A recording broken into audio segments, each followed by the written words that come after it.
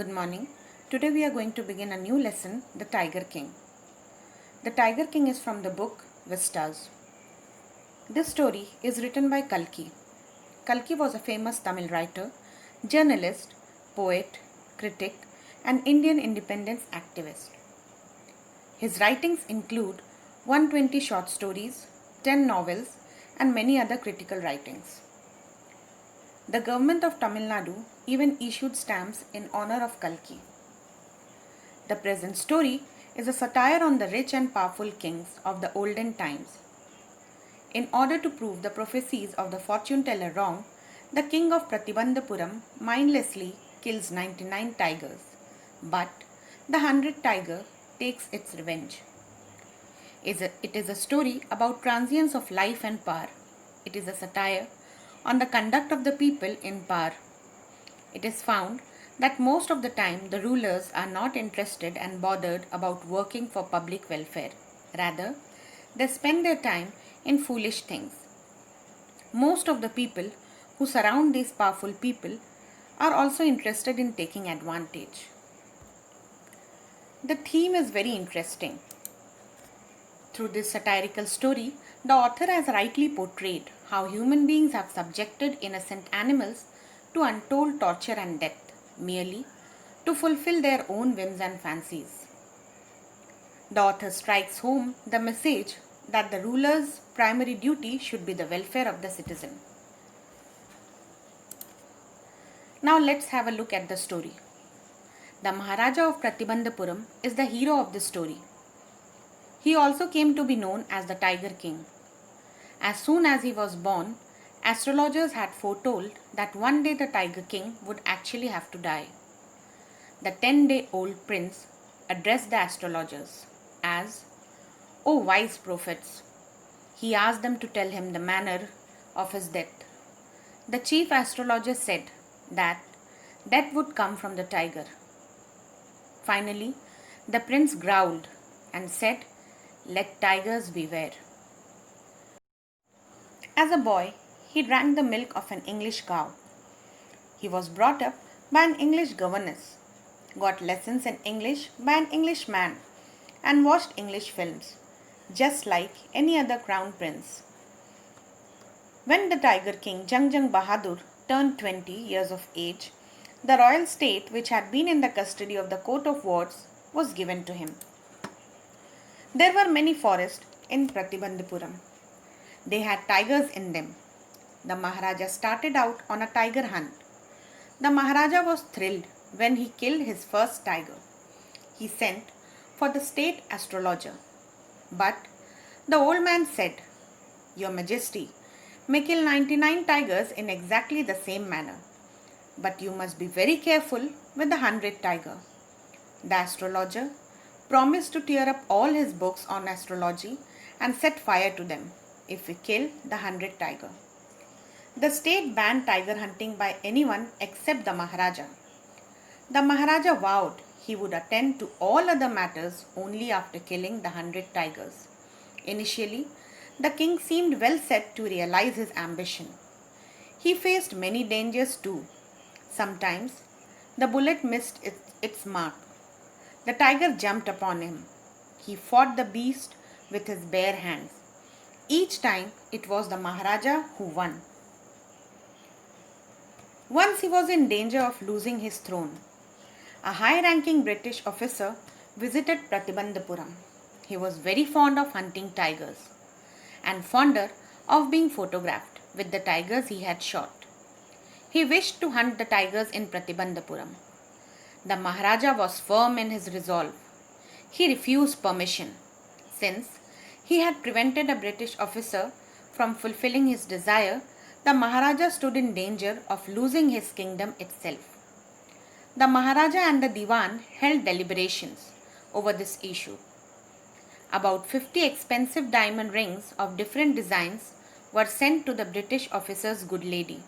The king and the minister expected her to choose one or two rings and send the rest back, but she kept all of them and sent a letter of thanks.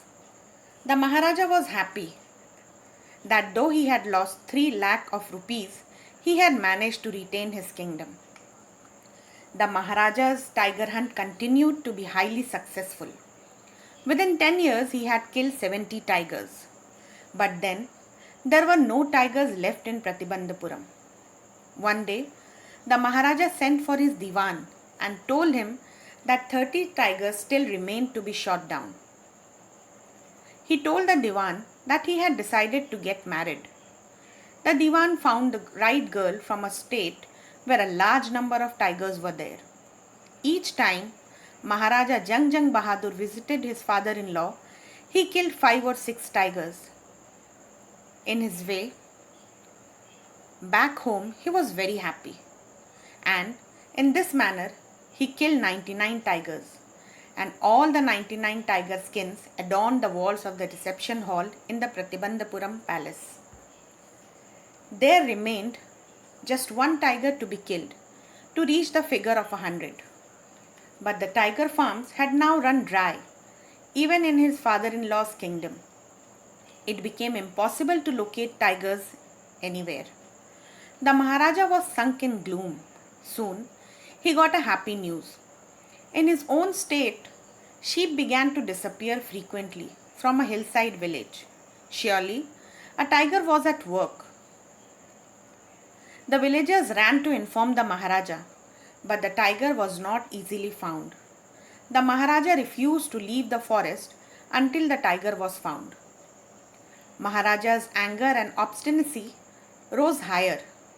Many officers lost their jobs. One day, the Tiger King was very angry.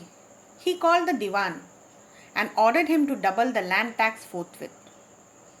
The Diwan said that the people would become discontented. Then their state too would fall a prey to the Indian National Congress. The king asked the Diwan to resign. The Diwan felt afraid.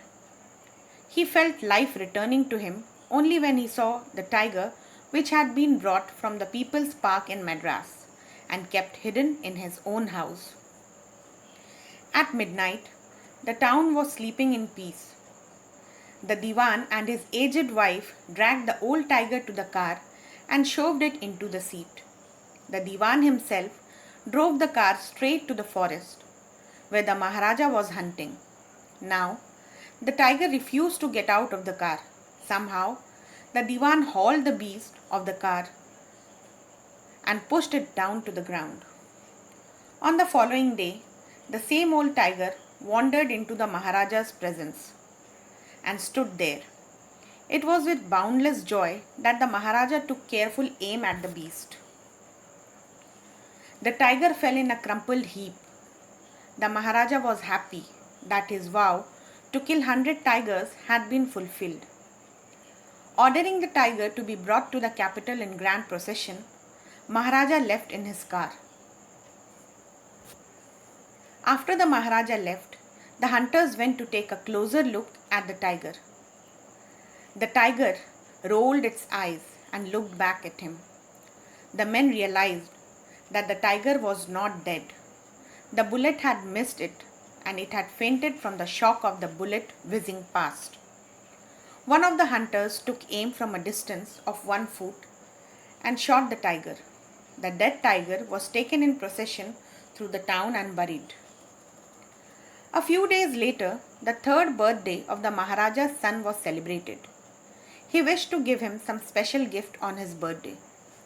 He spotted a wooden tiger in a toy shop and decided that it was the perfect gift. The wooden tiger cost only 2 annas and a quarter, but the shopkeeper called it a bargain at 300 rupees. He praised it as an extreme rare example of craftsmanship. Actually, it had been carved by an unskilled carpenter. Its surface was rough. Tiny slivers of wood stood up like quills all over it. When the Maharaja was playing with his son, one of those slivers pierced the Maharaja's right hand. He pulled it out with his left hand and continued to play with the prince. The next day, infection flared in the Maharaja's right hand.